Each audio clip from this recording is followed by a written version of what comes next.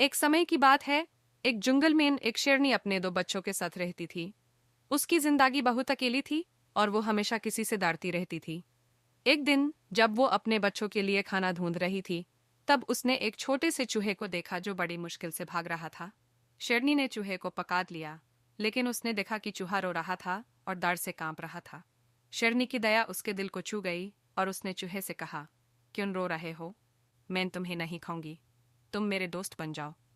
चूहा पहले डरकर शेरनी से दोस्ती नहीं करने का सोच रहा था, लेकिन जब उसने देखा कि शेरनी उसे कुछ नहीं खाएगी तो वो मान गया। शेरनी ने चूहे को अपने बच्चों के साथ रहने की इजाजत दी और दोनों एक साथ खुशियों से रहने लगे। दिन गुजारने लगे और शेरनी और चूहा की दोस्ती मजबूत होती गई। चूहा जंगल के छोटे राज और गुप्त जगहों का ज्ञान रखता था, जो शेरनी को खाना ढूंढने में मददगार साबित हुआ। शेरनी ने भी चूहे को अपनी शक्तियों का इस्तेमाल करके उनके लिए सुरक्षा प्रदान की। एक दिन जब शेरनी के बच्चे खतरे में फंस गए, तो चूहा उन्हें बचाने में सफल हुआ। शेरनी ने देखा कि चूहा का साथ उसके लिए अनमोल था। इससे उनकी दोस्ती और मजबूत हो गई। इस कहानी से हमें यह सीख मिलता है कि दोस्ती किसी भी जाति या प्रकृति के जीव के बीच हो सकती है।